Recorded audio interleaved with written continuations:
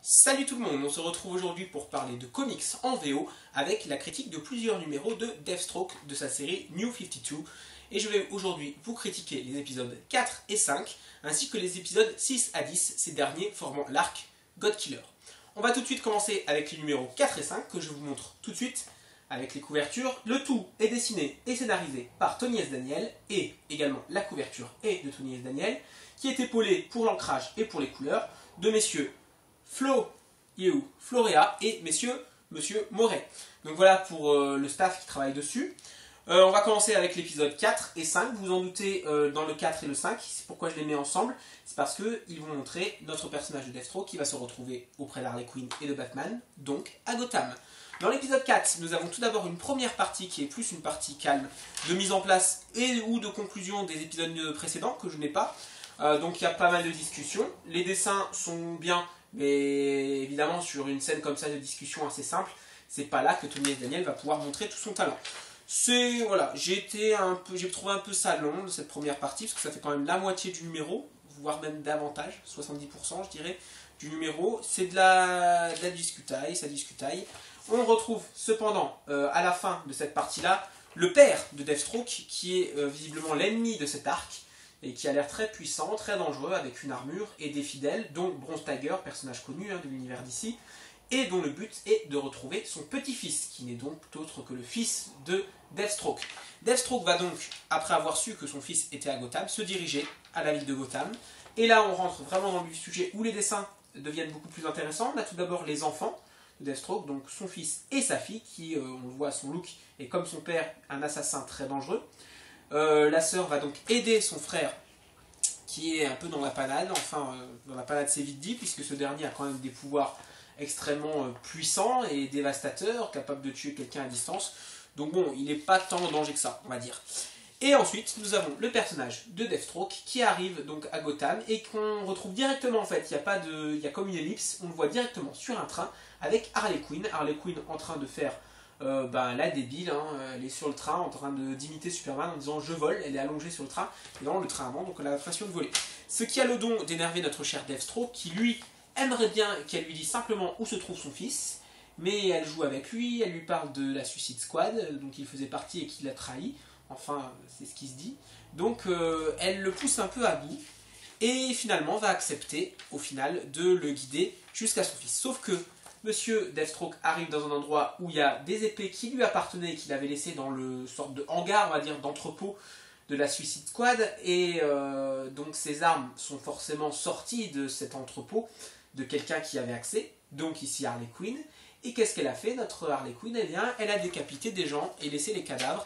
Et elle a mené Deathstroke jusqu'ici. Et ce qui a donc amené également le détective de Gotham, Batman, et c'est ainsi que se termine sur ce gros cliffhanger, cet épisode 4, qui a une très belle image de fin, comme vous pouvez le constater, et on sent que l'affrontement va être dantesque, le tout sous les yeux de la chère Harley Quinn, qui elle, a bien envie de s'amuser en observant ce spectacle.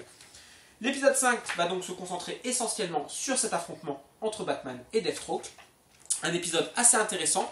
Graphiquement, il y a des bonnes choses, vous voyez par exemple la première page avec les visages en gros plan, les trois visages, c'est plutôt bien fait. J'aime bien le travail au niveau des yeux, par exemple, d'Harley Quinn sur cette illustration. Au niveau des cheveux, c'est vraiment le personnage le plus mis en avant, je trouve, ici, sur cette image. Nous avons ensuite le début de la bataille, donc des grandes splash pages, double page ici même, qui montrent le mouvement. Et voilà, là, c'est vraiment de l'action. On a, au niveau des dialogues, c'est vraiment l'esprit de réflexion. Alors on ne suit pas Batman, si on était dans le comics Batman, on verrait les petites bulles, pas des bulles justement, là c'est des rectangles, les rectangles orange que vous pouvez voir ici. Si on était dans Batman, ce seraient les pensées de Bruce Wayne par rapport à son ennemi.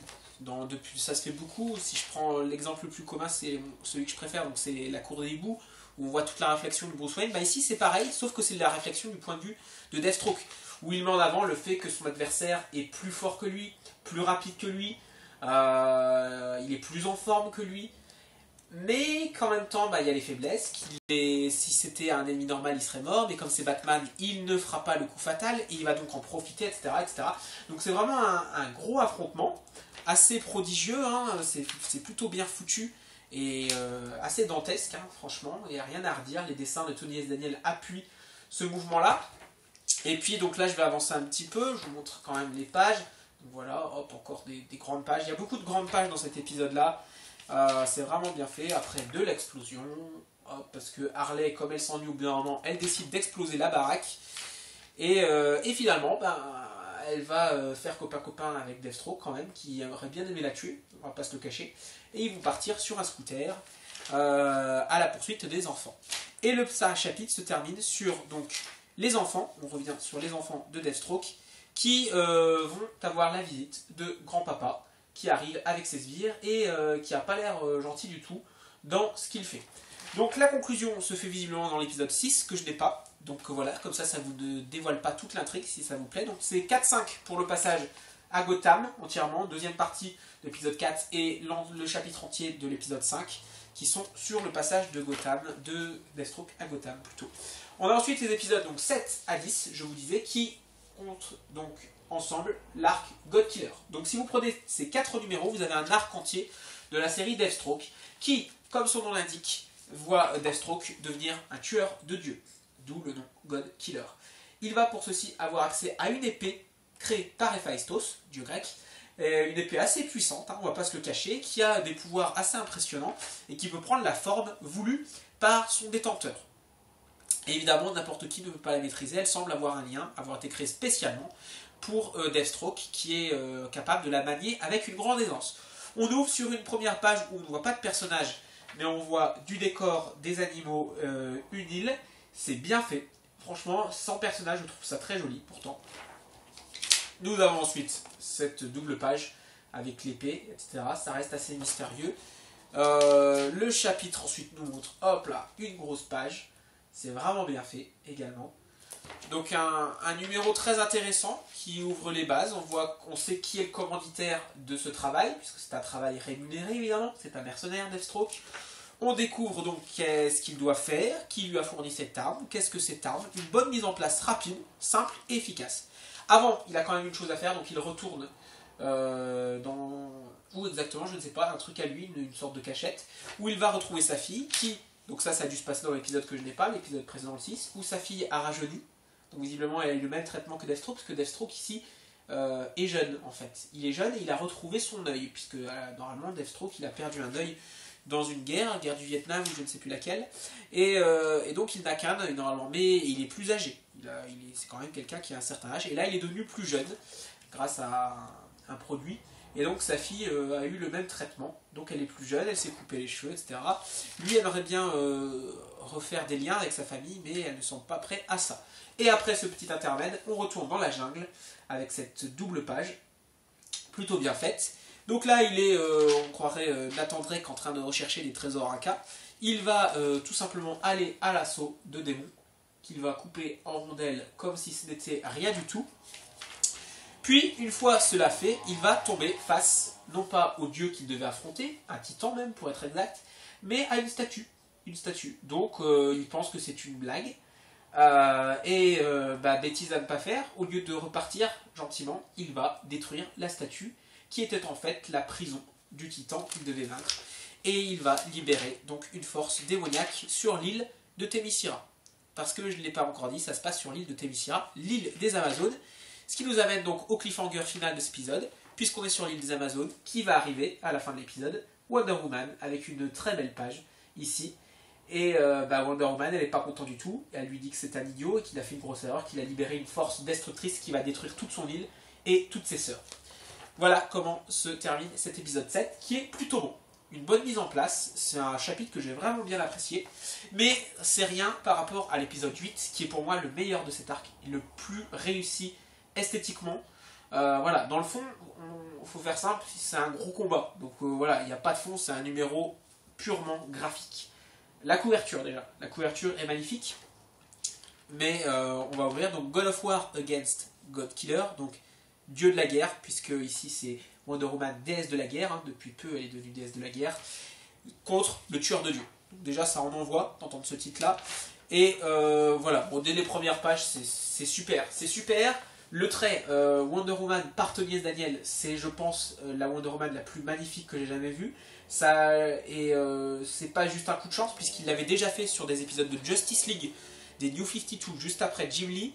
il a pris 2 épisodes avec Cheetah, qui pour moi sont meilleurs que tout le run de Jim Lee. C'est mes épisodes préférés des New 52, les épisodes avec Cheetah. Graphiquement, voilà quoi, il maîtrise. Et donc voilà, pendant que les deux, Wonder Woman et Deathstroke s'affrontent, ben il y a l'armée du Titan qui se met en place. Donc ils auraient mieux fait de faire la paix. Ils vont quand même y arriver au bout d'un moment, mais avec grand mal. Alors là je prends, voilà, là c'est la double page que je préfère. Là, les pages que je préfère c'est ici. Je m'approche assez bien pour que vous puissiez voir. Voilà, donc déjà le cadre tout autour est vert pour aller avec le fond de la jungle. Nous avons spécialement cette case-là. Cette case-là avec les détails de cheveux, de visage. Cette case-là, ça me rend fou. Je trouve qu'elle est absolument sublime. Voilà, la double page en entier, mais spécialement cette case-là.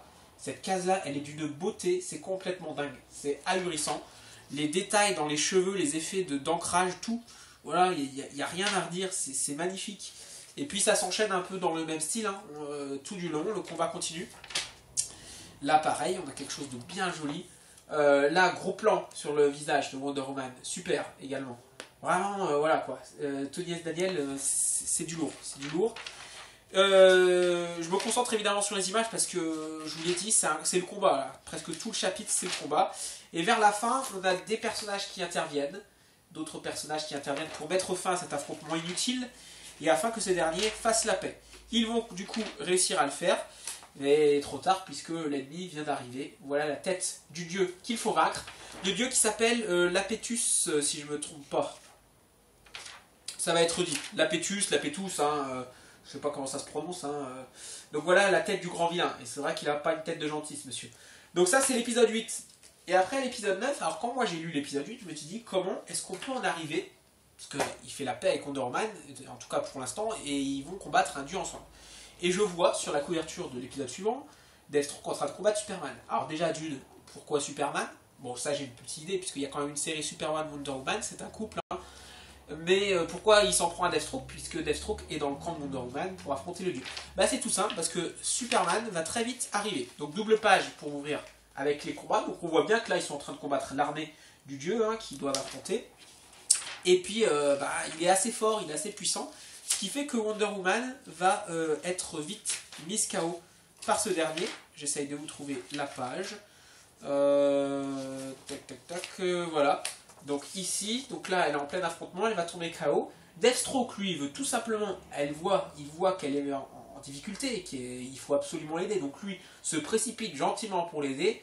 Et boum, ce n'est pas un avion, c'est quoi? C'est Superman qui arrive et qui, au lieu de soit sauver Wonder Woman, soit s'en prendre au dieu, ben, il va taper sur Deathstroke.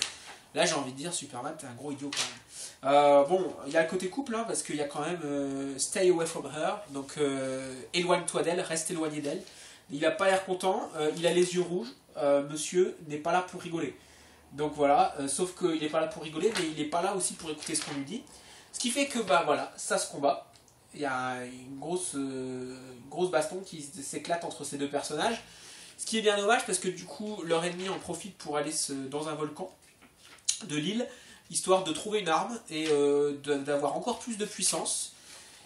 Et du coup, bah, il va revenir encore plus puissant à la fin du chapitre. Donc là, la fin du chapitre, c'est le combat donc, avec Superman. Et puis, dernière image, donc il ressort du volcan avec une lance qui a l'air bien puissante.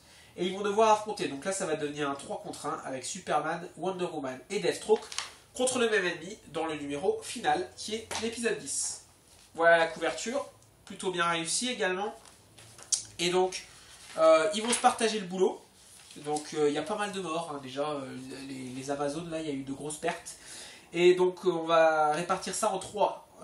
Wonder Woman va devoir aider ses sœurs à évacuer, à combattre les troupes du dieu ennemi. Superman, lui, va essayer de calmer le volcan parce que le vilain a mis le volcan de l'île en éruption. Donc Superman, ça ne le dérange pas, lui, d'aller dans un volcan. Donc il va aller là-bas, dans le volcan, pour éviter l'éruption.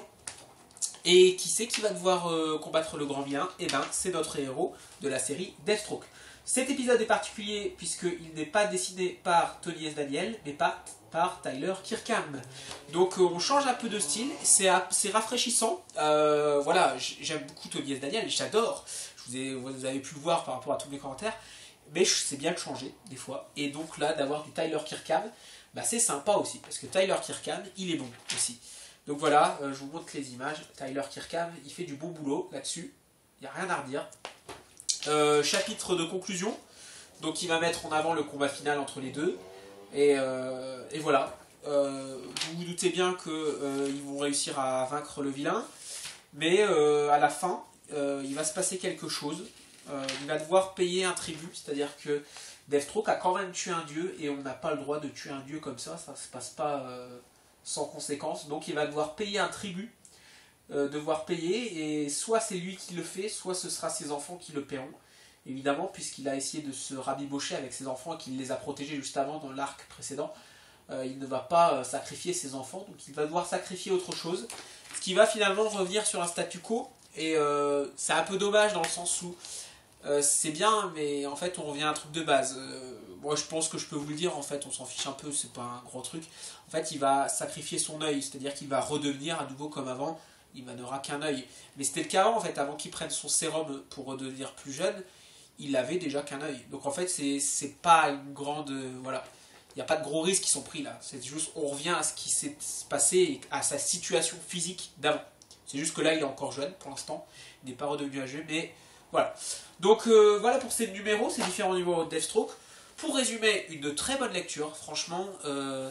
Scénaristiquement, ok, c'est du blockbuster, il ne faut pas chercher quelque chose de complexe, quelque chose de très travaillé dans le scénario, c'est vraiment pas le truc quoi. Si vous voulez quelque chose de profond, allez pas sur ce Deathstroke. Par contre, si vous voulez des très beaux dessins, dans le style de Tony S. Daniel ou de Tyler Kirkham pour le dernier, foncez dessus parce que c'est une claque graphique, franchement. Faut aimer ce style, je peux comprendre qu'on n'aime pas tous, qu'on soit pas tous fans de ça, mais moi je suis fan de ça, c'est dans la veine de David Finch. Et voilà, c'est les deux artistes que je préfère et bah, ils sont parfois l'un au-dessus de l'autre. Et là, pour le coup, Tony S. Daniel, il est bon. Là. Il est très fort, très fort, comme les David Finch sur Wonder Woman d'ailleurs. Comme quoi le personnage inspire ces deux artistes vraiment bien. Voilà pour cette petite critique de numéro VO.